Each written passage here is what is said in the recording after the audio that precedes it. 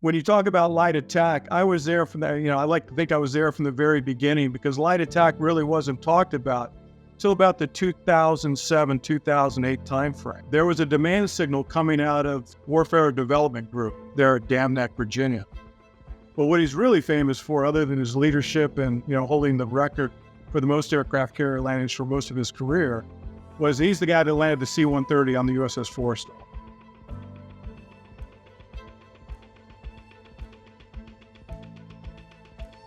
I liken it to the F-4 Phantom. Here was a frontline fighter that came out in the late 60s, early 60s. They said, no need to put a gun on it anymore. Because everything's going to be air to air and it's going to be missiles. And what did we learn coming out of Vietnam? External lights go out. The generators are kicking off. And then you see the ejection sequence. We catch this on the lantern. You see the two good chutes going down. Watch the airplane, just kind of pancake into the ground. My bread wrap curveballs at 354. Turn that, lights on. Next, picture 16, 13,000. I'll give you some of that. Whatever one target. Hey everybody, welcome back to another episode of the Afterburn podcast. Glad to have you. I'm Flash McVay here with Flatley, Seamus Flatley. An incredible guest, tons of lineage in the United States Navy. A fighter pilot to his core, and a lot of good experience and some good things and discussion points that we're going to hit to today. So, Seamus, good to have you. Welcome to the pod. Thanks, Flash. Good to be here. Looking forward to our talk. I know this started on a kind of a LinkedIn exchange, and one of your buddies, Kelso, reached out and said, "Hey, you need to talk to this guy." I think the whole thing started off with some sort of A-10 discussion. The Sundown, that awesome CAS FAC-A platform. Oh yeah. No, me and Kelso were kind of going back and forth, and we saw that you posted something about doing FAC-A, or performing as a FAC-A in the Tomcat. And we'll get to these stories here in a minute, but and Kelso's like, you got to talk to this guy. And he was right. After some of our pre-pod discussions, I'm looking forward to this one. So, thing we're going to start out with is kind of tell us about yourself. Like, how did you get involved in naval aviation? Why did you join the military? A little bit of background, kind of take us from going to the Naval Academy and kind of what you're doing now. Yeah, sure. So, it was a pretty straight path for me. I grew up, revering my grandfather, World War II fighter ace in the Pacific. Fighter tactician, he and Jimmy Thatch came up with the Thatch Weave to help defeat the Japanese Zero.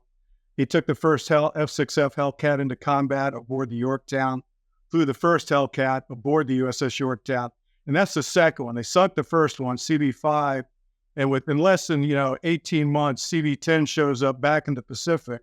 Hence why they call it the ghost ship. The Japanese thought they put this thing down in the Pacific. And he shows back up on Yorktown as a new Air Wing commander, bringing aboard the first Hellcat. But it didn't stop there. He went on and had a very successful career, retired as a 3-star. Everything we did, every safety mechanism we have in naval aviation today started with the Flatley report that he put together back in 1955, 56-ish, when the Navy was transitioning from props to jet aviation. Losing a lot of planes, killing a lot of people. And out of that, for a Navy guy, NATOPS, which we all, the blue pill, and all the things we live by today, the establishment of RAGs, how we train guys, that all came out of a report in the mid to late 50s. My dad, followed in his footsteps, became a Navy fighter pilot. And 3 combat tours, an F-4 Phantoms, 2 aboard Kitty Hawk, 1 aboard Saratoga. But what he's really famous for, other than his leadership and holding the record for the most aircraft carrier landings for most of his career, was he's the guy that landed the C-130 on the USS Forrestal. So, you kind of put those two guys together. Why wouldn't I grow up thinking, yeah, you know what, I'm going to be a fighter pilot too, and so I had a pretty narrow focus on what I wanted to do from a very young age. Reading about my grandfather in history books, and being surrounded by a bunch of naval aviators, Blue Angels stopping by the house when they're in town. Yeah, so it was F4 Phantoms in the overhead every day, living in Virginia Beach. The sound of freedom, it rang true to me. So that's Naval awesome. Academy. Yeah. Yeah. So then after the Naval Academy, you can tell us how that went for you, if you want. But then post Naval Academy, just kind of later, like a little bit of Tomcats, for a little introduction as well, like 3,300 hours in the F-14. You're both A and B, Top Gun grad, JTAC qualified, LSO qualified, FAC-A qualified. Things we don't normally just do in the Air Force, like having a lot of ground qualifications, as well as being a Top Gun grad. So tell us about that, and as near and dear to my heart, as being a qualified JTAC. So seeing the perspective of close air support, both from the ground and the air perspective. How did we get there from going to the Naval Academy? Yeah, so Naval Academy again. Grandfather out of 29, grandfather out of 33. Dad was 56. Uncle 64, another uncle 65, two uncles 65. Then I came along in 83, sister in 90, two brother-in-laws in 91. I've got nieces and nephews, 18, 20, 24. Yeah, so I'm not sure where it stops, but that's kind of the legacy my grandfather started. My grandfathers on both sides of the family started, and just a natural affinity towards the military. Yeah, checked in the Naval Academy. And as I told you earlier, it was kind of an obstacle in my way, but a necessary obstacle to get the flight training. I just wanted to fly. Muddled my way through the academy, played football, sailing, all that kind of stuff.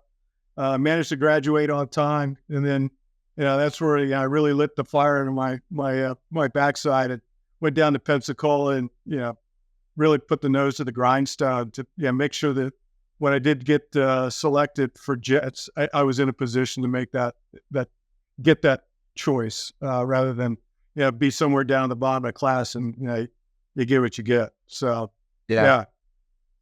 from there, Pensacola or. Sorry, I was going to ask, how successful were you against the Air Force Academy while you were at Navy? We've gone on 4 years, of course. Come on.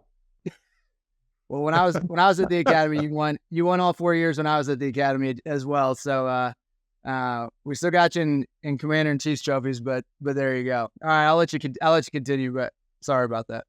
Yeah. So off to Pensacola, Meridian, Mississippi, where I got my wings. My dad, was I think at that point a flag officer, came down, pinned my wings of gold on me. Got my first choice F-14s. Packed it up and off to Virginia Beach to check into the F-14 Fleet Replacement Squadron, FRS. We back in the day called RAG, Replacement Air Group. But checked in, got started training, and eventually joined the fleet. Late 86, first deployment in 87, another one, actually one. And that's where I transitioned from the F-14A to the F-14B. VF-103 was one of the first two squadrons to get the F-14B, us and VF-74, our sister squadron in the air wing. Got a little bit of time in the B, back to the RAG as an instructor. While I was in the fleet initially, qualified to be a landing signal officer for the non-Navy guys out there hanging on the back end of the boat on the port side. Watching the airplanes landing, grading them, giving them corrections if they needed them. It was supposed to make it a better ball flyer. I'm not sure in that case it worked out for me, but it was always interesting. It was a way to get to know the air wing. You're walking around all the ready rooms after every recovery, debriefing everybody on their passes, and then going right back up for the next recovery cycle. Went to the RAG, did the same thing. Ended up being a RAG LSO, teaching grading students at the boat, prepping them for the boat. After the first year, became an air show pilot, so single ship demo for the East Coast F-14. And then my third year, picked up as the lead for the East Coast F-14 demo, flying the F-14B just because the GE engines were awesome. And then back to the fleet, the F-143 department head tour. So that takes me from about 86 to 96, so 10, 11 years in the cockpit, solid. And then, packed me off to the War College, finished up that, and then back to the Pentagon for a joint tour, got picked up for command. From there, out to Japan, back to the RAG, get refresher qualified, out to Japan to become the executive officer of the F-154, the Black Knights aboard Kitty Hawk.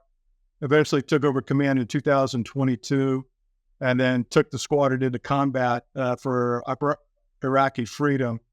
But in that early stage, showing up at the squadron, the CO said, "Hey, you really ought to go get FAC-A qualified." And I said, "Yeah, I'm an air-to-air guy." But in hindsight, really smart move on his part, and I'm glad I did it because it really was a game changer for the squadron going into Iraqi Freedom. We can talk about that some more with some unique missions that we were flying. Nice.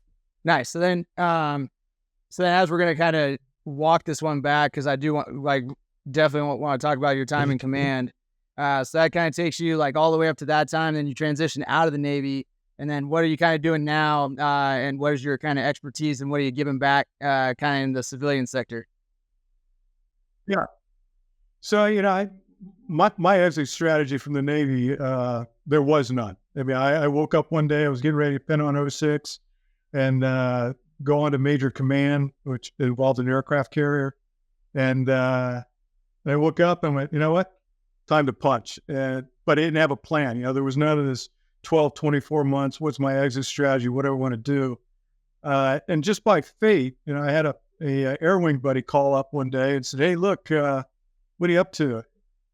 And I said, "Not much, waiting on an interview with Boeing and others, but not real busy." So, "Well, why don't you come on down to Blackwater?" And I knew a little bit about Blackwater just because of the Fallujah incident back in 2004.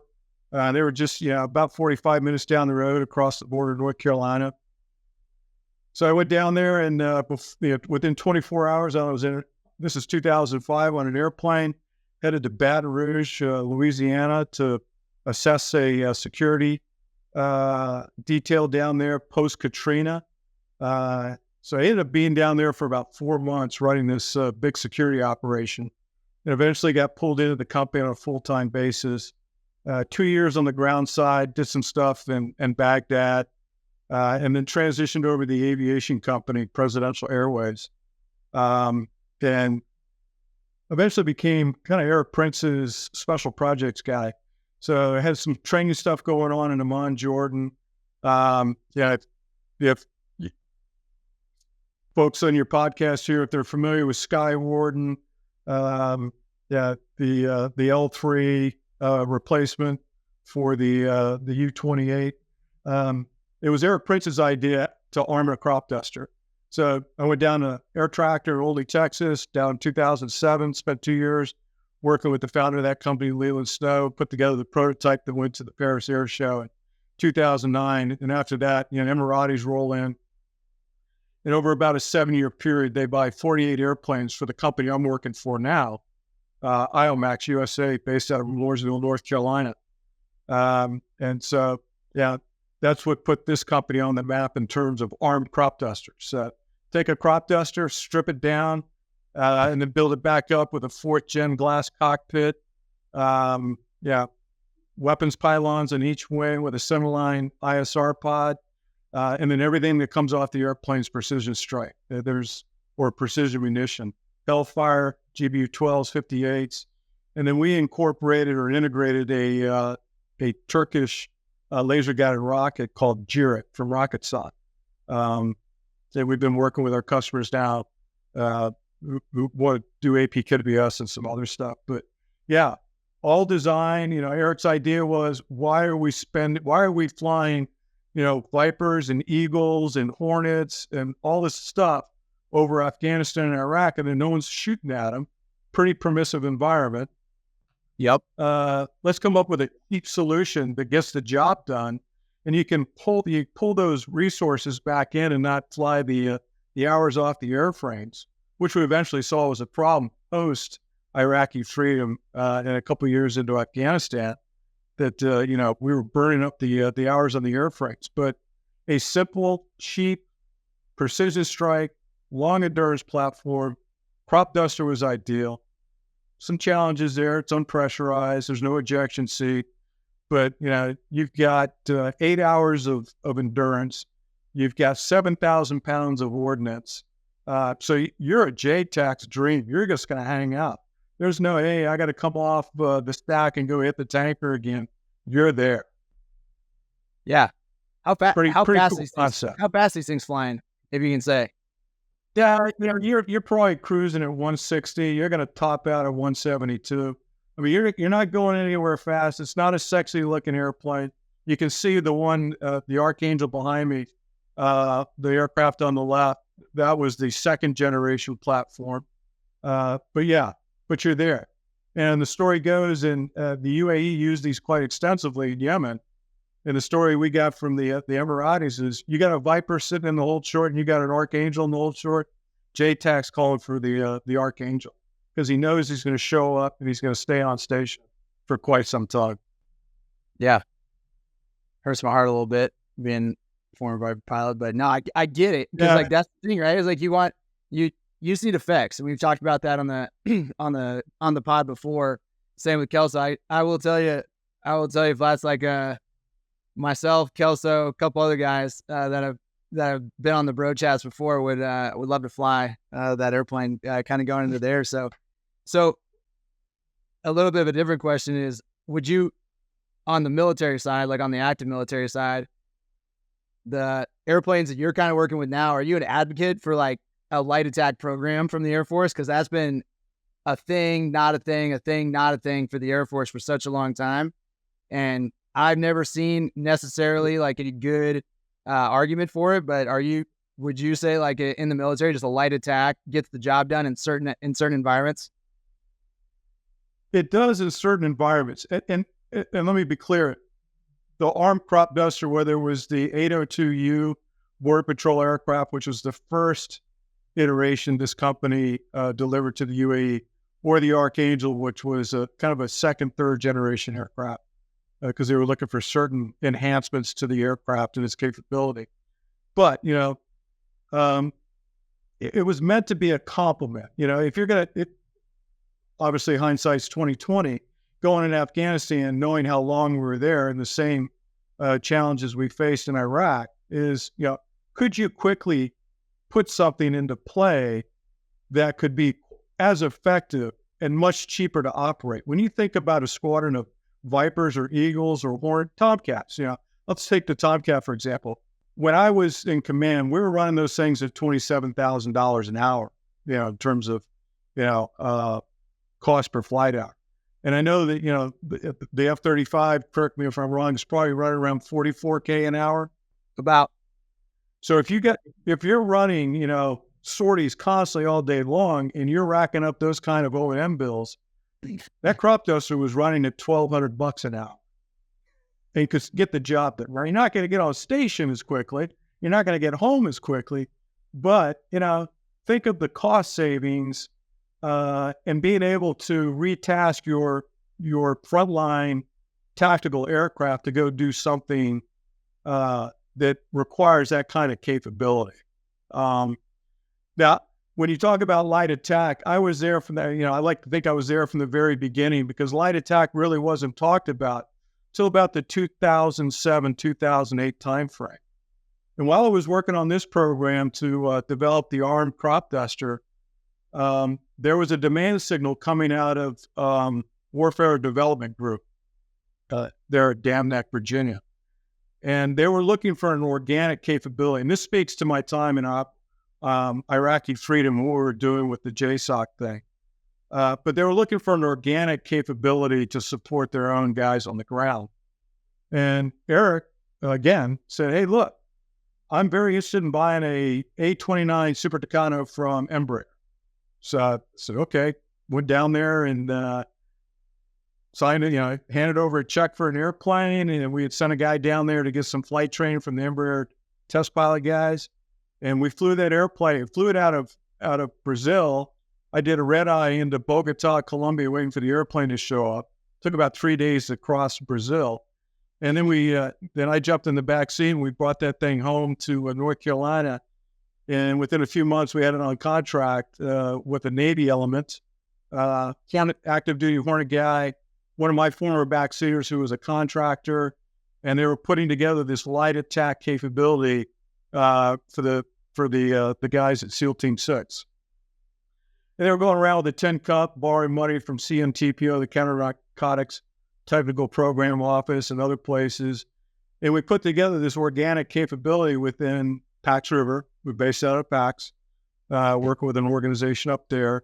And we quickly integrated GBUs and guns and rockets. While we're doing this, we're having great success, and we're about to put together a package to go at least 4 more Super Tucanos to go do a combat deployment and prove out the concept. And then the guys at Hawker Beechcraft, before Textron bought them, got wind of this, and it was a threat to their T6 Wolverine program. And so they went to their congressman, and quickly the funding dried up. It was kill the program. The lease was over. Then we, okay, probably not a good idea if we used a foreign airplane. But that's what introduced the A-29 into the U.S. market. And when you talk about the Afghan contract, it was competed between Sierra Nevada Embraer and Hawker Beechcraft. That airplane had been in the U.S. for 2 or 3 years flying and getting a lot of visibility at Nellis, at Mott's, at Top Gun. I mean, it deployed extensively to Fallon and Nellis, and people were, there was a lot of squawking behind the scenes about the capability of the airplane. But foreign built, lesson learned. So we went to Langley, found a couple of OV-10, and bought those back to Pax.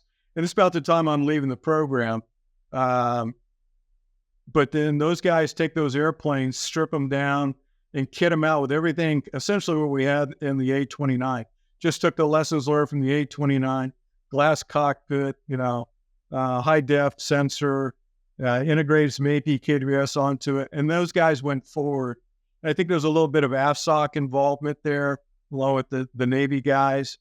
But, this is all responding to, UANs, urgent need coming out of CENTCOM back in the day when Mattis was there.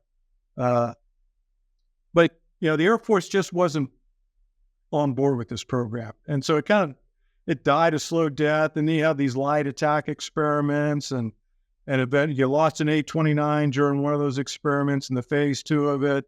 And then I think, the Air Force, these guys put a lot of time and money into it. So let's just buy 3 of the A-29s, buy 3 of the AT-6s, and we'll put 3 at Hurlburt and 3 at Nellis. And then those things show up on the auction block a couple of years ago as excess military equipment. So again, the Air Force not really into this program.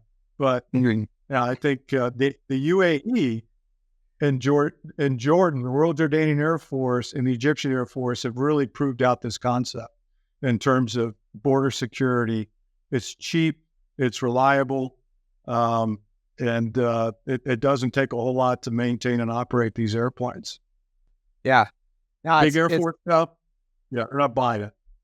Nah, I kind of, towards the end of my time in the A-10 at Moody, the 81st in Spangdahlem closed down, and then they reopened it, reactivated at Moody as the A-29 training squadron. And those guys were out there, and like when we saw it, I was just like, hey, this is kind of cool for the Afghanis, kind of filling a niche capability for their Air Force and getting the job done. I was just like, why don't we just fly these as U.S. Air Force guys? I wasn't always an advocate of like a light attack, but I think that might have been a little bit of Air Force indoctrination at that point. But it's kind of one of those where in the active Air Force or outside of JSOC or outside of AFSOC, if you will, is we kind of put all of our eggs into the platform basket versus just strapping as many weapons that can generate effects on the battlefield to whatever platform can deliver them. And so you kind of see like the benefits of having a low-cost platform that can just carry a bunch of weapons that can get the job done that the JTAC needs or that the ground force commander needs. And it's not about the platform, it's about whatever. And like that kind of leads into like, I guess, the next part of the conversation. But that's cool. And I'm all for it, is things like get innovative with these platforms, because I do think at this point we've kind of lost focus about what actually generates effects in the battlefield. And it's the weapons that the platform delivers, not the platform in and of itself, because flying the F-35 at the moment, not the best launch platform for some cast weapons that I would like to have previously had on the A-10 or even on the F-16. So, well, cool. And that's also like, now rewinding back, start of OIF 2002, you were an air-to-air guy, me in the F-35, like with a little bit of a cast background, but mostly like a seed background. Yeah. If at that point in my career, someone told me to go be a FAC-A for a reason, kind of going from there is like, one, what was the training like? Two, why were we having FAC-As inside of Tomcats? And then a couple vignettes, if you will, from OIF as being a Tomcat FAC-A for the Navy, and what you guys were kind of doing over there when you were doing that, if you don't mind. Yeah. So you rewind the tape a little bit. When you think about the F-14, it for years it was a air-to-air platform, and we had a pretty dynamic guy running the fighter wing back in the day. So we're talking early 90s, early 90s. Snort Snodgrass, world famous F-14 guy, air show guy, unfortunately passed away a couple of years ago in a mishap. But he had this brilliant idea. Let's put a lantern pod on the F-14. And rather than do it through Pax River and NavAir systems, we had a couple of test pilots hanging out down at the air wing. Dana Dervay, Rat Slade, and a couple other guys. And these guys put together an internal program. Lockheed Martin came in. This is kind of, back of the napkin stuff they were doing in the hangar there at Oceana. And went out there, did a bunch of drops, obviously dumb bombs back in the day. We didn't go precision until a couple of years later. But put the video together, and then Snort went on a road show. He went to all the COCOMs and, sold them on this idea of bombcats. And that's how the Tomcat got into the air to ground business. The switchology and everything was always in the airplane. It just sat there dormant for decades. And I was in the RAG instructor again. One of the first guys to go through the air to ground syllabus. Quite interesting. We were doing the low country bombing derby for the first time. And we entered a section, a division. We went down, and remember the guy, Alec Ewell, was a British F4 exchange pilot. He led the section, and he hits TOT at 0-0 with a Mark 76, 4 meters off target. And I come in and I shack the target. And so at the first day, the F-14 pretty much in the lead in our first ever bombing derby. I think we finished in the top 3 when it was all said and done, when you put all the scores together. But we're taking that on a road show, kind of rubbing it in the face of the Hornet guys. Hey, look, we just kicked your ass down there in South Carolina. What do you think of that? How do you like me so far? But anyway, we got into the air to ground business, but as I was transitioning back into the cockpit from staff duty, I show up in Japan. I got my basic air to ground call back. It was getting my refresher training. But the CEO, Paul Mongo, says, hey, look, really think you ought to, consider becoming a FAC-A. It's okay. We were in the middle of a deployment, pulled into Sydney, Australia. As the ship was pulling out, me and a bunch of guys were jumping off the ship and going to Coronado to go through the Marine Corps JTAC school. So a couple weeks there in Coronado, getting our JTAC qual, sit through the classroom instruction, out to 29 Palms to get our controls, and then flying back to Japan. The challenge in Japan was that there was no bombing range nearby. If you wanted to go drop ordnance, you had to go to Kadena, work out of there, go to Iwo Jima, or not Iwo Jima, but Iwakuni? Draw a blank now. Iwakuni, Kadena, the island out there, Guam. There you go. They go drop some bombs off a saipan or something. There you go. But then it required us pack up the air crew and fly back to Fallon, where they had F-14As, and this is the only way to get through the FAC-A syllabus. So spent a couple of weeks out there, got most of the sorties completed, did a couple more back in Japan as we were going south on a deployment. So voila, FAC-A. Still the XO. Continue to, train and hone the skills of being a FAC-A as well as doing close air support. But as we're, 9/11 happens, and you're thinking, okay, there's opportunity here. But it was short-lived. They're firing up all the aircraft carriers, and Kitty Hawk, we're always on a 96-hour tether. So it was ramp up the air wing, ramp up the ship. You're going to go to Afghanistan. And within about a 1 week period, it goes, timeout. We want the carrier. We don't want the air wing. We're going to put a JSOC, element aboard the ship, and that's going to be the afloat platform for guys to go in using, 47s, Blackhawks, you name it. That's going to be the staging platform for going into Afghanistan with some guys out of, the special warfare community. Meanwhile, we're hanging back. So, no air wing on the ship, taking debts to Kadena and Guam to go keep our skills honed. Fast forward, CEO of the squadron, I'm thinking, you know what? In my 15 months of command, there's not going to be an opportunity for air-to-air stuff. We need to train to it. It's part of the training readiness matrix. But, on the way, as you go out to the warring area to do your air-to-air stuff, there's an island chain off of Tokyo or off of Japan, kind of in line with Tokyo. I said, build up target packages on each of these islands. And we always flew with a lantern pod. That was the beauty of Japan. Every airplane had a lantern pod. That was part of being on the 96-hour tether, that we were always ready to go at a moment's notice. So we had to be fully mission capable.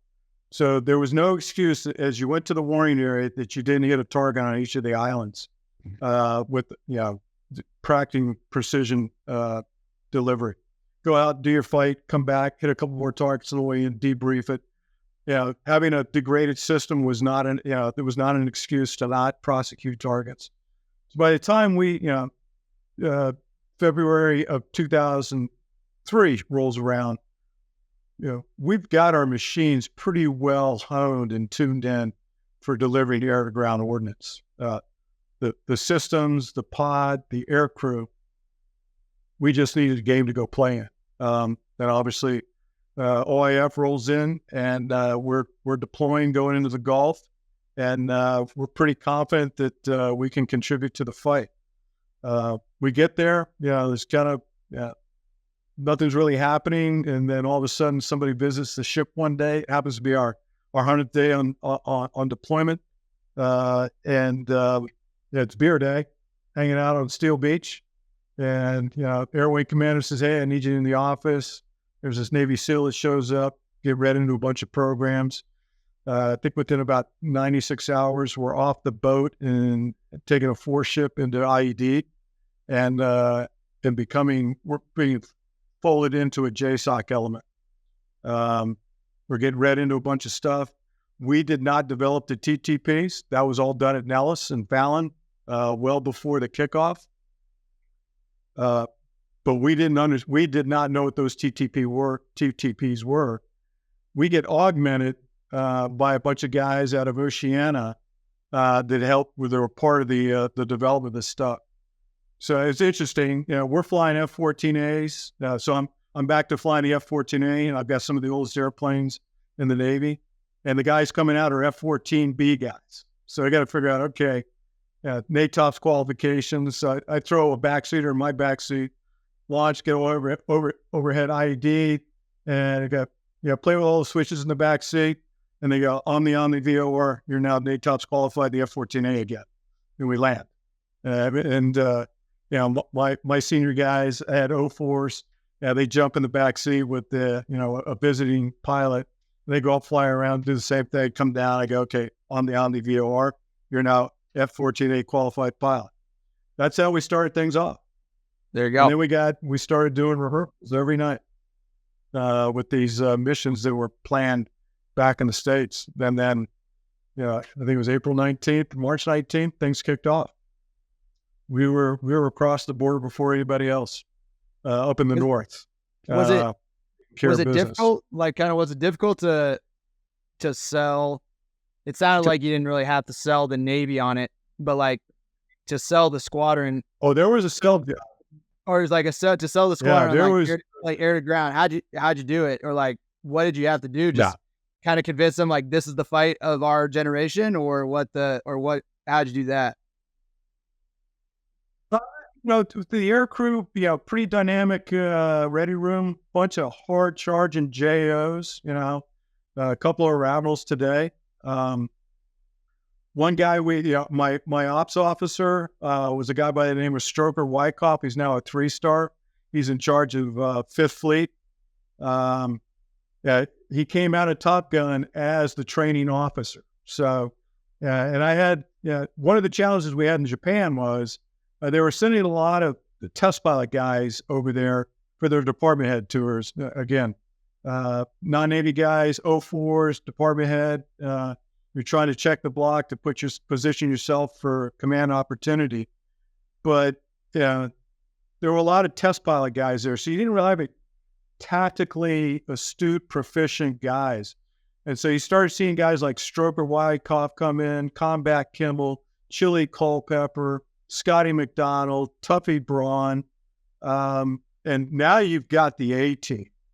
Yeah. And these, as the CO of the squadron, I just stood back and stayed out of their way. So, okay, here's commander's intent, and then let these guys just kill it. I mean, the JOs, the lieutenants, JDs, and ensigns, they're just, you're riding on Stroker's coattails because that guy was awesome. They were all awesome. I mean, I had a great team out there leading the fight and getting these guys trained up. And I was probably the guy trying to catch up all the time. Cool. Now, so the cell wasn't hard. It's interesting. It's interesting because different time, and I'm going to ask you about it here shortly. But like now, as we kind of transition into this great power competition, like the fight of today or the future fight and things like that, is like the Tomcat as a primarily air-to-air designed and employed platform, then having to sell that as an air-to-ground platform to stay in the current fight. It's interesting because we're trying to figure this out every single day, where we prepare for the future fight while also maintaining readiness for the most likely fight. And in my opinion, we're having a hard time doing that right now in today's Air Force and today's military. And it's just interesting, like how it kind of went throughout some. Don't want to kind of age you, if you will, but throughout history, like as at the start of OIF, you and me fought the same conflict. It just lasted that long. But at the same time, so like now you're a FAC-A squad. Like you're a FAC-A. How many FAC-As did you have in the squadron in the nights?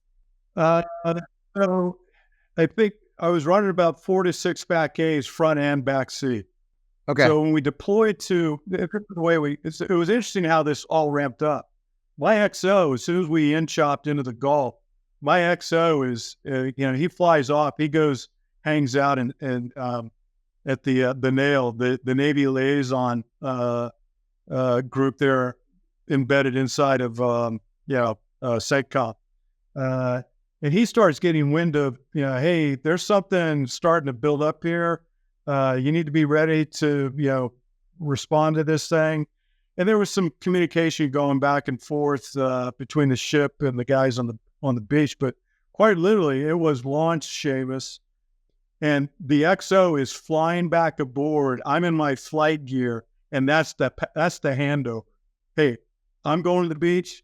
You got it. So I'm leaving him on the boat with a bunch of non-combat experience. Nobody in the squadron was combat experienced. We're going into this thing green. And I'm leaving the XO behind to take care of a large, majority of the squadron, the JOs. I leave them a couple of department heads. Everybody I'm taking are O4s because they're the FAC-As. And so now they become the CAS boat in the Gulf, while the FAC-As go to the beach to, get folded into this JSOC program. But those guys perform marvelously. Man, when you rack and stack at the end of this deployment, the F-14 squadron, the F-154, dropped more ordnance than all 3 Hornet squadrons on Kitty Hawk combined. Oh, then we were kind of talking in leading up to our discussion about you guys would go out there, and as FAC-As, what was your typical OIF mission? Kind of going out there, meeting up with some Strike Eagles or dropping bombs in support. Were you with the JTAC, an extension of the JTAC? Were you by yourself, going out there, meeting up with different platforms and just ripping around and just supporting the ground force commander? Or what was your guys' typical mission like from the boat? Yeah, so no JTAC involved. So everything was at night. Take off at sunset. Missions never were less than 6 hours. Typically around 7 to 8 hours. I believe I set a record for the longest combat mission in the Tomcat at 11.5 hours. There you go. That was my last night mission. Took off at sunset and raged into the break at 0600 in the morning. Full blower, 450 knots. There you go. Which got me an invite to the AEW commander's office shortly thereafter. But that's another story. But anyway, I blamed it on the safety officer of the tower. You guys always had a safety officer up there. I asked for a clearance for the break. He gave it to me. So when this guy was ripping me a new one on the ground, I said, hey, your safety officer cleared me. So you need to go talk to him. But no, missions were always at night when we were on the ATO for the JSOC stuff. 2 kinds of missions. One was go prep the SOA that the ground guys would go into. We're talking 160th. We're talking SEAL Team 6. All these guys, and there were a bunch of planned missions. This just wasn't pull something out of the hat and go do it. There were missions that were planned in advance, and these were rehearsed. And the big one was to take down a buyout, Baghdad International Airport. But that never came to fruition.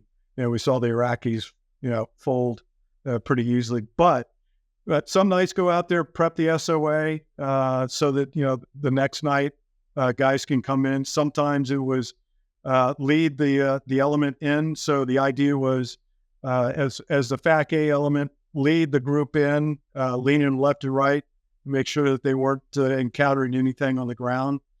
Once they got in the SOA, we were to stand off, and we could call in to the guy, the little birds. Hey, look, you got a leaker coming in from the east, moving west, vehicle, single, that kind of stuff. But it was up to them to go in and prosecute the target if something was inbound. Once they were off target and moving south, our job was to clear the path. So we were, with the guys in the stack, we had F-16s, Pred, a division of Strike Eagles. We had A-10s. We had HIMARS, and we were in control of all this stuff. We can call in what we wanted or clear guys hot for whatever needed to be taken out. And initially, it was always, we started off with the standard 9 line when we were passing targets. And then it got to a point where it was just easier, go into the stack and then link up with a strike eagle, go welded wing, pass the codes, and just, run them in. We had the target and just go 3, 2, 1, pickle, and they peel off. And those guys were carrying, I want to say 9 GBU-12s, 2 GBU-10s. They had Lantern, and I believe they had Viper, and they had, Strike Eagle, I think 4 radios. Yeah, we're Tomcat, one lantern pod, 4 U-12s, and I have quick if it works. Yeah, that was essentially it. But that's we got to the point where stop the 9 lines. Let's just go welded wing, and we'll slick you if we can. And it would take the because they weren't accustomed to working with FAC-As. It was a way of building the trust and the comfort level to go out there and get a lot of work done in a short period of time. Yeah, it's interesting. Like over time, when you guys become kind of a fighting unit, if you will, with all these other platforms in the stack, is you guys develop that trust. It's kind of the same thing that some of my Hog Weapon School guys say is the last 2 years of their time at Nellis, they didn't actually drop on a single traditional 9 line. It was effectively call for fires or, hey, I trust you, hit my mark. Yeah. And things like that, you guys can build, and you can build the trust on that. And so with you guys, like again, kind of a non-traditional platform, like the Hogs were there in the stack. Did you guys integrate or talk to them about like FAC-A TTPs, or would you guys like would you do like FAC-A handoffs to Hogs coming in and swapping out, or was there enough FAC-A to go around at that time that you guys were all busy and not necessarily? There was enough FAC-A to go around. Yeah. There were a couple of times when we did interact with the A-10s. One night it was, I think we lost our system. We could track, but we couldn't target. And an A-10 came in and we pretty much did a handoff to him. And it was like watching a movie. We just kind of stood back and watched this guy go to work. I mean, it was just, I got my hats off to A-10 driver, man. Yeah. It's just marvelous work, particularly watching it on the lantern pod. It was a pretty good movie that we were watching that particular night. The other time was we lost a couple of airplanes in OIF. Hornet got taken out by a Patriot battery, so blue on blue. We lost a Brit Tornado, same thing, blue on blue, coming off a Patriot battery. But we lost a Tomcat too. That was my wingman towards the end of our time with IED. Obviously, watched my wingman go down, and we can talk about that, how that all evolved. But eventually, I was getting low on gas, so I had to go hit the tanker, and I turned over CSAR responsibilities to an A-10 guy. So he picked up where I left off and got those guys out of there safely. Back to the boat. I was specifically gonna ask. I was like, all right, so the date is 1 April 2003, but now let's talk about it now. So kind of set the stage. Sure. You guys are out there.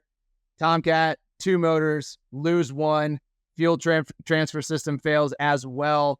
So basically, just the fuel transfer going over to the good working engine kind of fails. Stars out the other engine. Yeah, you got it from here for your wingman. Yeah. So we were there again. We were up north controlling a division of Strike Eagles. They had a bad radar. They had a bad lantern. So I slicked them. We welded wing, dropped their 4 weapons. And I said, hey, why don't you just go head down to the tank track? I'll join you there.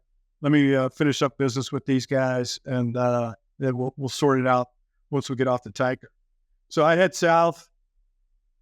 I show up in the tanker. My wing was not there. Vinny and Gordo. And so unplug, get my gas, and go, hey guys, what's going on? They're checking in. Go, hey skipper, we're single engine right now. We've gone through the pocket checklist, tried a couple other things, can't get the engine online. I said, okay, well let's point the nose towards Kuwait. Let's get you on the deck. And I'm on the tanker. I go, hey tanker dude, you need to descend. You need to start heading east. We need to catch up to these guys. They can't climb. They're going to need gas. They're about 5,000 pounds at this point. It's at that point as we're heading east that they go, you know what? We've lost a crossfeed interconnect, and we're not. No, how does that work? We're headed east and realize that the crossfeed interconnect's not working. I said, okay. There's a small little airfield in kind of northwestern Saudi Arabia called Arar. It's where our boys on the ground had been staging out of. I said, let's go 180. Let's go to Arar. We had put a Tomcat down there to begin on March 19th, single engine, so we knew we could go in there and be successful recovering the airplane. So he starts heading west, still trying to convince this tanker guy, hey, man, you got to go north of the border. You got to get down in altitude. You got to get this guy's gas. And he's like, no, I can't do that. I said, okay. So let's focus on getting the airplane on deck. So he's, 5,000 pounds became 2,500 pounds. Now, the SOP in the Tomcat is you need to be on deck at night with 2,500 pounds remaining. So we're already there. And we're still about 60, 70 miles from RR. And we're thinking, can we get there? And it's not looking good. So take a stepped up position, stack myself high and away, put the lantern pod on the Tomcat. You start seeing the external lights go out. The generators are kicking off. And then you see the ejection sequence. We catch this on the lantern. You see the two good chutes going down. Watch the airplane just kind of pancake into the ground. No explosion because there's no gas. Those guys are on deck. We know what's about to happen. So, yeah. And we've been talking, the code word back in the day was foot race. So we call the guys up at R and said, hey, we're about to have a CSAR event. Trust me on this one. Here's the lat long. I need you to bust her now. So they pack up a couple of helos and boom, they're out there. If Vinny and Gordon aren't on the deck, probably more than 30, 45 minutes. But somewhere in this evolution, we're checking out to go hit the tanker because we're getting low on gas. Those guys get picked up. ISO prep, all that stuff, it's working. Vinny was a guest player. The next time I see Vinny after the brief that afternoon is on Good Morning America a couple of days later with his wife. Cover stories out. We had a cover story for everything because of what we were doing at IED. But and the backseater's my guy. He's my operations officer. He goes back out to the ship and finishes out the war there. Like, what role did the Hogs come in to potentially help with that, like the CSAR effort on that one when they were on the ground for short? He's on board. The radiology commander there did a phenomenal job. It's interesting. And obviously, the A-10 guys practiced that role a lot and executed very well. Tomcat guys, CSAR, we did a couple of CSAR events at Fallon, but you're not pulling out the Prick 117 and putting the earpiece in your ear. Talk about snakes in the cockpit. There was the radio was a disaster, particularly in the F-14. We have a loud ECS, and you're pulling out this radio to talk, and man, it was a goat rope in the cockpit. The Rio has got his helmet off so he can talk on the radio because the earpiece isn't working. It's like a walkie-talkie up here. I've got my helmet. I'm pulling my ear cup so I can yell at him because he's not on comm. His helmet's off. This was a mess. My! But we're talking. We're communicating. We're verifying the guys are okay on deck. But I think in hindsight, thank God the A-10 showed up to take over the on-scene commander responsibilities. But then for me, that's a trip home. I'm hanging out over Iraq,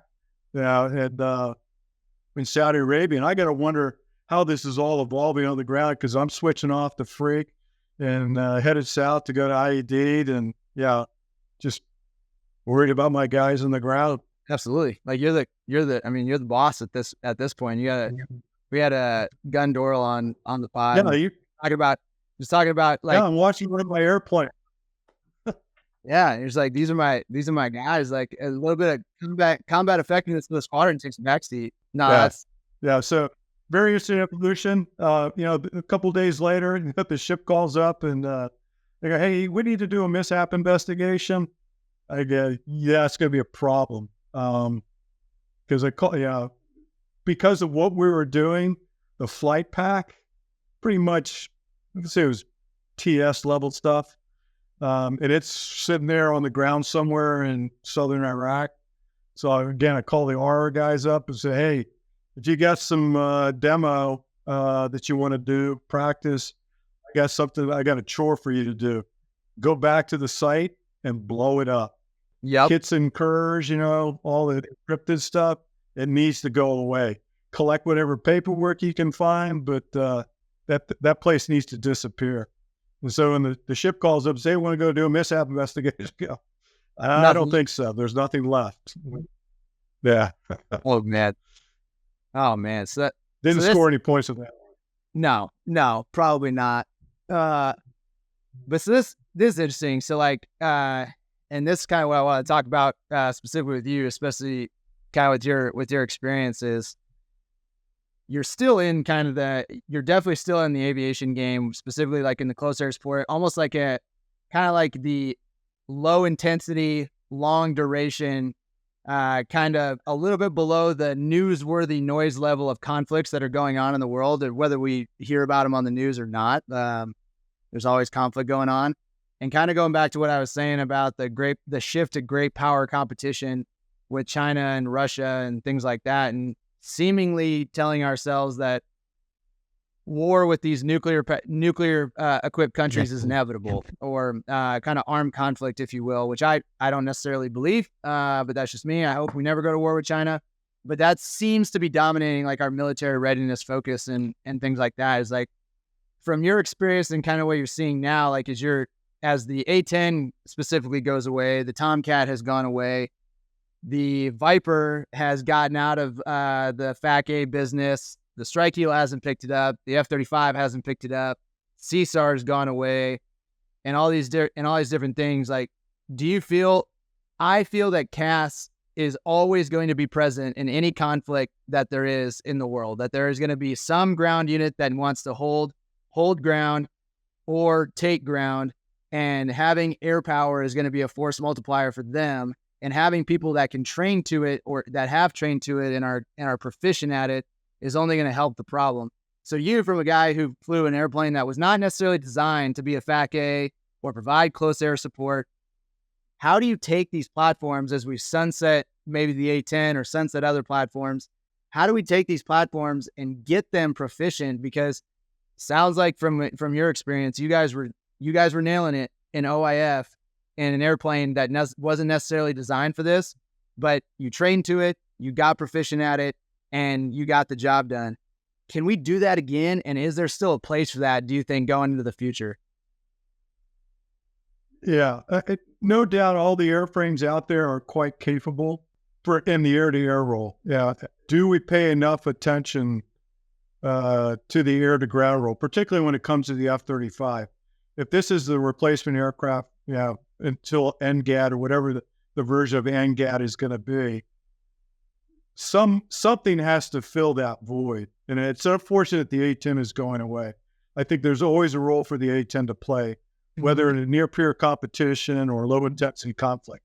It's proven itself over and over again. Yeah, here we are, watching the sundown of this awesome platform. That's coming from a Navy guy too. Come on. But recognizing the value it brings to the fight. And you're right. You're always going to have to put boots on the ground to win a conflict. And we've proven that time and time again. The air war, or what we put over the skies of Afghanistan and Iraq, look where we are today. It didn't get the job done in Afghanistan. It certainly kept the Taliban at bay. But, at the end, you had to put guys on the ground to secure the territory. That's going to be no different wherever we go in the future, near peer or low intensity conflict. You've got to have somebody, whether it's the Marine Corps, the Air Force, or the Navy, that is freaking proficient at close air support and a FAC-A rule. Because I guarantee it's going to be tough to get a JTAC in there early on. And yeah, we can say it's all precision guided munitions now, and maybe drone warfare changes the complexity of the battlefield. But I liken it to the F-4 Phantom. Here was a frontline fighter that came out in the late '60s, early '60s. They said no need to put a gun on it anymore. Because everything's going to be air to air and it's going to be missiles. And what did we learn coming out of Vietnam? Gosh, I wish I had a gun. And they started slapping gun pods on Air Force F-4 Phantoms, and then it's in the Viper today. It's in the F-35. Yeah, we learned a lesson back in that day, and I think we're going to learn a lesson again here sometime in the future that geez, I wish I had a true air-to-ground platform. And yeah, the Hornet's great, the Strike Eagle's great, but you have so many missions to train to today. I mean, you're an F-35 guy. Yeah. I can't imagine how many different, maybe training readiness blocks you have to check to be minimally proficient to employ that platform in certain scenarios. Yeah, it's a lot. It's one of those where I think it's difficult to check all the squares, but like you can be efficient with it. And I think what we just can't lose sight of is, yes, be ready, like go out, fly all the OCA counters, all the seed counters, all the DCA counters, all the escort counters you can for this fight that could possibly happen. But what we have kind of discussed in the past is that there's, just like you said, there's generally some constants in warfare. And that's in the event that you want to win, you either go escalate to the point where the enemy is completely destroyed or their will to fight is removed via some other means. There's only a couple ways to do that. And I don't necessarily think that we want to revisit the nuclear option at any time. Hopefully not. But then the other way to do it is to take and hold ground. Yeah, take and hold ground. With close. When you look at it, that's a constant. And you have to be there to be able to hold it with them and protect them and help them. And in the event that you can mass firepower, well-coordinated firepower, then that's going to win the day for the most part. If you can outmaneuver the enemy and be able to support them with kind of some joint fires. And I just think that we are losing sight of these tenets of warfare in some of these discussions when we're talking about sundowning platforms, when we've proven that a platform can execute across multiple mission sets and be retrained to do something else, like the Tomcat. Yeah. Well, the value of close air support, and I hope we don't lose sight of this, with the way we're, moving forward, is, when it comes to close air support, it's about lives on the ground. Danger close or just putting ordnance on target. It's the guys on the ground, as you know, rely on that kind of capability to be overhead. And God knows how many lives were saved, with either a FAC-A or just having close air support available. And if we can't execute that mission the way we have in the past, I hate to think what the outcome is going to be on the ground, because it's certainly proven its value since 2000, shortly after 2001, and all the strikes conducted, whether ad hoc or planned, in Afghanistan and Iraq. Yeah, some of the things that we train to, what we're also kind of losing nowadays, not to get into exactly what we train to, but just even the fact that, like, what is air power is by nature a support function. And so when you look at it, is we seem to lose sight of the fact that if we're airborne going out to do something, it's for an end. It's for an end objective. And I know that what I train to, if I walk in and I don't build the scenario myself, or somebody else is kind of planning this entire thing, is very rarely over my last few years in a cockpit or something like that, is that inside of the training scenario, is there even a discussion that there are humans on the ground? Whether we are providing DCA of them, like defensive counter of them, since we haven't had an American soldier be killed from the air from another action since 1953. But like when we look at some of these things, is now we've had some drone things recently, like in Jordan. But when you're looking at some of this stuff, is the fact that there is people on the ground and you might be conducting DCA of them, but close air support could also be shooting down other aircraft coming and helicopters that are now with a major combat operation like force on force. Is you might be doing close air support and not actually drop a bomb on the ground, just close proximity to friendlies. It's air action. And now what you need to have is when you have the detailed integration is I think what we're going to lose by kind of getting out of the FAC-A game and getting out of the CAS game is pilots and air crew members that understand ground schemes of maneuver. And that's what I'm very afraid of losing. And so like in some of your missions, were you guys in, like, you didn't have JTAC nowhere to be found. That's why they had you as the FAC-A. But like there were friendlies out there, and you had to know where they started, where they were going, where the bombs could go, where the bombs couldn't go. And I think we are just completely losing out on that. And if you have anything like as far as how you guys did that and the importance of it from a, again, platform that didn't necessarily train to it all the time, but still had to execute and understand that ground scheme maneuver. Yeah, good point. So obviously, go back to, how this whole JSOC thing, ramped up, and there were a lot of TTP development events taking place back in the States. So I wasn't not involved in it at all. A lot of mistakes made, but they figured out how to pull it all together. So when they deployed this capability in theater, one of the important aspects of it was, at least for a Tomcat, flying off the boat, you're wedded to a launch and recovery cycle. Typically carriers operate, we're going to launch on 1+45 cycles or 1+30 cycles. So go out there, do the mission, come back within that time frame. So you're kind of held captive to a launch and recovery cycle. The beauty of working off the beach, twofold: we weren't tied to a recovery cycle, so hence we could do these 6, 7, 8 hour missions, and 11 and a half in the one case. Unheard of. Not really unheard of, but probably quite a bit of that happened over Afghanistan. But the other one was the face-to-face briefing we could do, because there were so many different elements involved.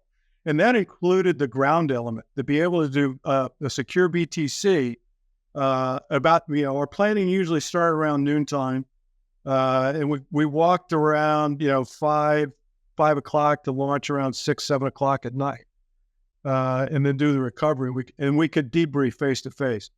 That was a critical element that made this whole thing so successful, so that we were all on the same page. Again, it was building the trust factor, not only with the guys in the air, but with the guys in the ground. We knew exactly where they were going to be, what their scheme of maneuver was, and how we could communicate with them, rather than, here's what we got off the ATO, and maybe there was a little bit of, back in that day, Sibber chat or whatever to, figure out where we needed to be and for how long.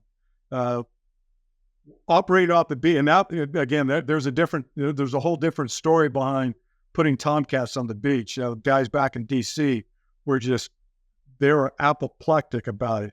What, put a tailhook airplane on the beach? No, they're meant to fly off of boats. No, it was basing ashore was critical to the success of everything we did in that 3 to 4 week time period working out of IED. Despite what people back in Washington, D.C. were haranguing about. I didn't know this until after the fact that, the Vice CNO, and there's an interesting story there, the Vice Chief of Naval Operations and the guy that's the head of all of the East Coast Air Force were dead set against this, putting Tomcats on the beach and taking them off the boat. But to Admiral Keating, he was the 5th Fleet commander at the time, to his credit.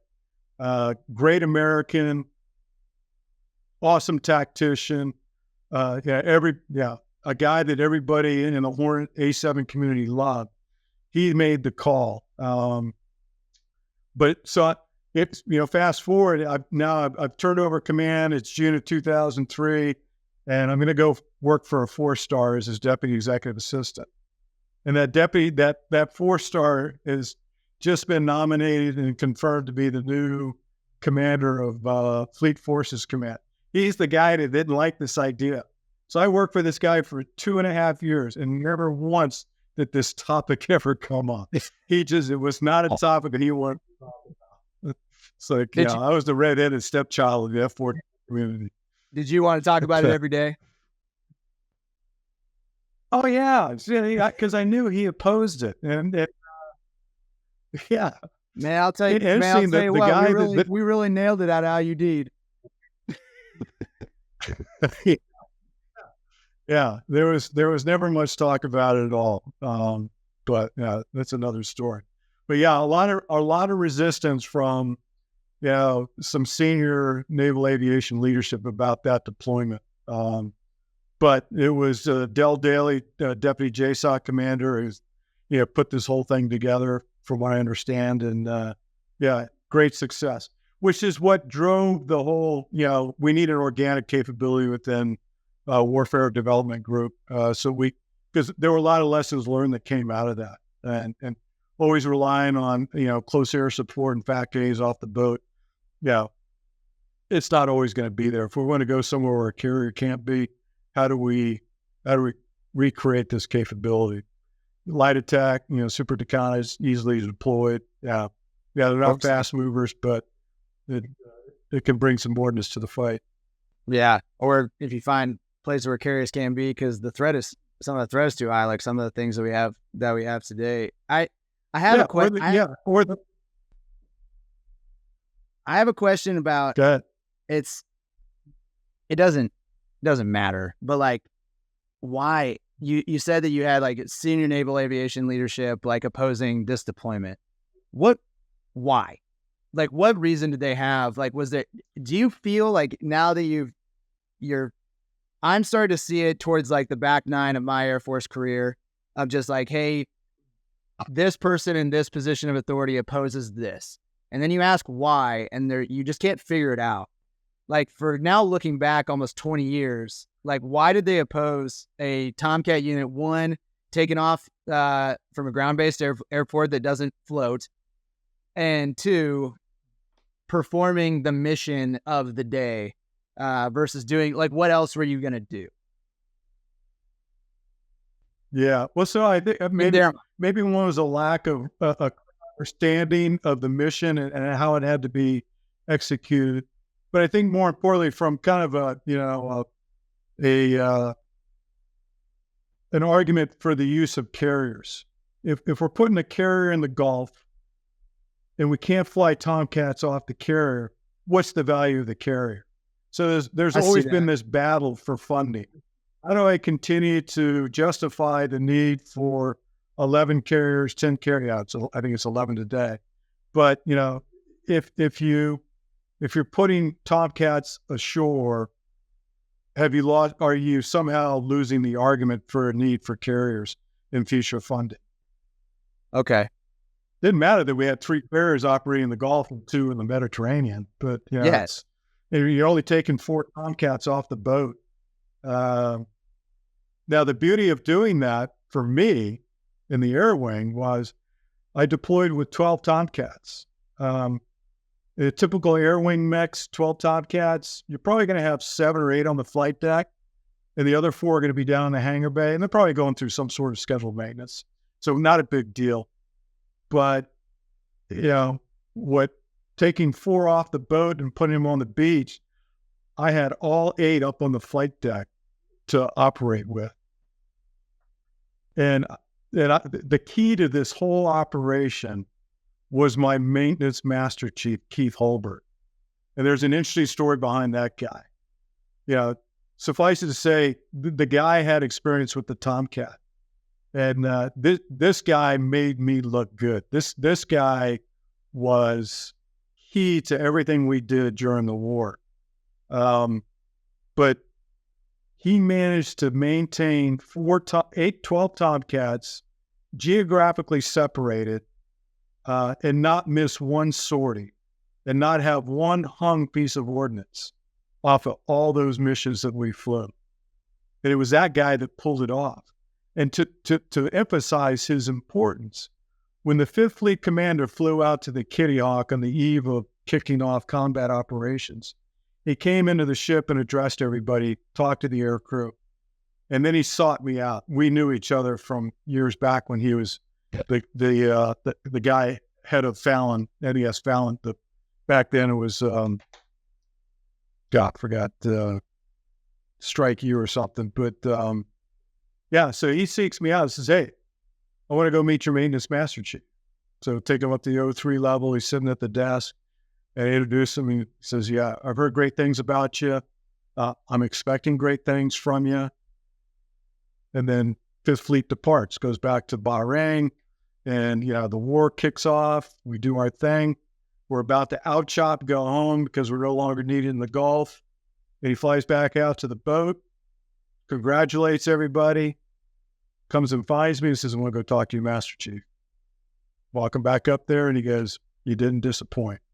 Everything that I heard about you was absolutely true. Thank you for doing what you did. Now, the story behind this guy is in 2000, he retires in 1999. In 2001, he wants back in. And there is no billet for him As in one the does. Navy. But the fighter wing commander, Clem Clementi, figures out how to bring him back on active duty. He says, I'll bring you back on active duty, but I got one requirement. You got to go to Japan. Because we did not have an E9 maintenance master chief. No one wanted to deploy to Japan or, PCS to Japan. And so the fighter wing commander says, this is what I need you to do. I need you to go to Japan. He goes, well, who's out there? He says, well, Paul Monger and Seamus Flatley. He goes, not a problem. So this guy shows up 5 days before 9/11. And the squadron's on its ass. I mean, we couldn't, they had just come off a deployment. They couldn't muster 6 airplanes on the flight deck. The squadron was a mess because we didn't have that type of maintenance leadership. This guy comes in, and within a year, we've got 12, no hangar queens, 12 up Tomcats. The carrier's not used to, taking 12 Tomcats on board. And so we're working the Kitty Hawk back up to figure out how to, operate with 12 Tomcats on the ship. So by the time this war kicks off, or we're deployed, the ship knows how to operate with 12 Tomcats, and it worked out beautifully. Leave 8 on the boat, take 4 to the beach. They're all groomed, ready to go. And then, but that guy, and great guy. A couple weeks after I turn over the command, June of 2003, he goes back into retirement. You know what? I did not see the end of that story coming because, when he comes back on active duty in 2001, I'm thinking post 9/11, but he wanted to do it before this even happens. And that's been a theme on some of our discussions with other guests from that time frame, early on Iraq, early on Afghanistan, of in the background, the things that you guys were asked to do and the things that you guys had to accomplish was also going to be new for the maintainers as well. And they were asked to do some things that, cover of darkness, turning jets multiple times a day, rearming, refueling, specifically for the hogs, like FARPing, doing some of that stuff. So kind of on the backs of the maintainers on how this is going. And to the original question of the kind of pushback on why you would take a tailhook airplane onto the beach, as you call it, it sounds like it almost made carrier ops more efficient and made you guys more effective as an entire squadron. It did. Yeah, you're absolutely right. Yeah. And, to your point, the maintainers, obviously these guys are, they're worth their weight in gold. Yeah. We show up on the beach in IED, there's nothing there. How are we going to load GBU-12s in that tunnel under the Tomcat? Where are we getting all this ordnance from? Where are the parts coming from? How are we going to support 4 Tomcats that are maintenance intensive? And, hats off to the Air Wing commander of the ship, the carrier, the C2 Greyhound going back and forth every day, doing parts run. We would land, we would recover somewhere around, dark 30 in the morning. The guys are out there turning the jets around, working off the discrepancies, calling back the ship. This is what we need because we're ramping back up at noon the next day. And, and then the team came together. We had the Canadian Hornet guys there. We had the Brit Tornadoes. We had the U.S. Air Force. And everybody came together to support those 4 Tomcats because we had to figure out how to do things without all our standard ground support equipment. These guys working out at tents on the flight line, no AC, but the can-do attitude. I don't care if you wear Navy blue, Air Force blue, Marine green, man, those guys are just awesome. And, it takes a leader like Master Chief Hulbert to pull their off. No, that's awesome. That's awesome. My rule was he was so good. I knew he was old school. I just said, you know what? I'm not going to question your methods but you're going to do what you need to do. I just don't need to hear about it. Because there are a lot of people. He was a tough guy. You either loved him or you hated him. And there were some folks that said, "Hey, look, I need to roll out. This guy's just he's too tough." But in the end, he built a super team. And I just, again, much like my OPSO, I'm not the smartest guy in the room, but I know I'm smart enough to get out of someone's way. Let them do their job the best of their ability, and they're not going to get the point. Well, there you go. Well, I was gonna. We're getting close. We're getting close to the end. I was gonna show this, but I'm gonna ask you to stick around for our subscribers, specific subscribers. We kind of do a there I was story afterwards, like a 5 to 10 kind of combat story. If you want to start thinking about that one, but as we were doing this, as from one fighter pilot to another, and Top Gun weapons school guy. I wish they would make movies about our program. But I was researching, like, kind of getting prepped for our discussion, and I showed you this a couple days ago. But I was researching thatch weave, so I had to draw it up, and I was kind of showing it. It's like, so you got your 2 blue aircraft in black here. So basically, it's just like the Zero, Japanese Zero, more maneuverable, higher energy. And so these guys would just weave back and forth and effectively make a Zero pick one of the aircraft, and then the other aircraft would kind of now, instead of kind of weaving back in, dig down, and they were able to go ahead and, as one would say, make the Zero makes the lethal choice.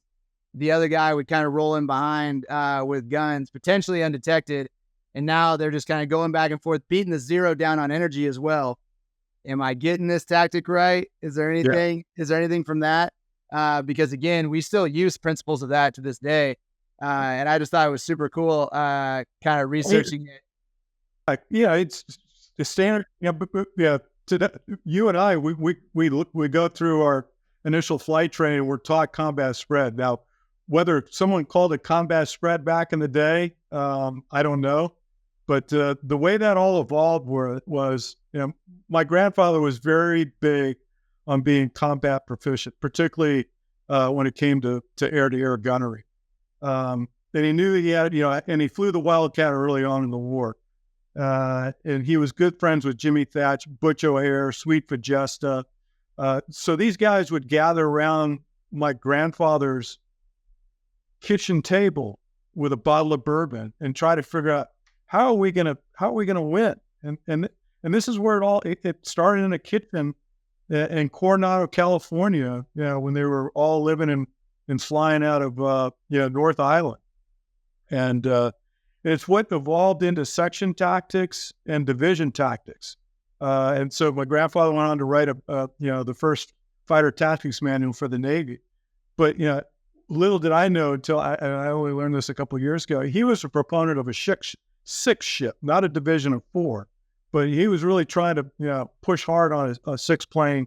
I call it a division, but but in the end, with all those guys around the kitchen table, was the 6-plane is not going to work. You need a 4-plane. So that's where the Navy came up with its division tactics back in 1941, 42, 43. That's awesome.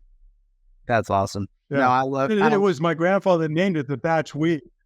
They work together, and they go around. Well, we can't call it the Flatley weave. That doesn't sound cool. Let's call it the thatch weave. Yeah, I know. It's like, and that's how it was born. Immortalizing the other guy, and No, but Yeah. that's awesome. And again, just learning the history of fighter aviation and naval aviation and Air Force aviation and all these different things and how it evolves over time. But we talk about this a lot is, again, things remain constant. And it's that innovative attitude, sitting around with a bottle of Jack and around a piece of paper and some markers or a napkin and some grease pens, and coming up with just being like, man, this threat, we haven't really figured it out yet. Here's what we could do. Here's what won't work. And then let's go try it out. And we're going to fail. We're going to succeed. But we're going to kind of go on. And again, from your grandfather's time to your dad's time, to your time, to your niece and nephew's time here, starting up here, graduating in this year. Hopefully they're potentially going to go on and be pilots. But kind of carrying on that lineage, it was an absolute pleasure to chat with you. Any parting shots before we kind of close this down? And then for our Patreon supporters and subscribers, we'll do a quick 5 to 10 minute So There I Was story with Seamus. But parting shots, over to you, boss. Yeah. No, I think if you got some active duty guys in your audience, thanks for your service. Appreciate it. Well, thanks. I appreciate that. All right. Well, everybody, thanks for listening. Seamus, thanks for the time for another this Afterburn podcast episode. Like, subscribe, share, tell your people about it. These are great stories that carry on to the future. So we'll catch you guys later on. And thank you. Thanks, Flash, for everything.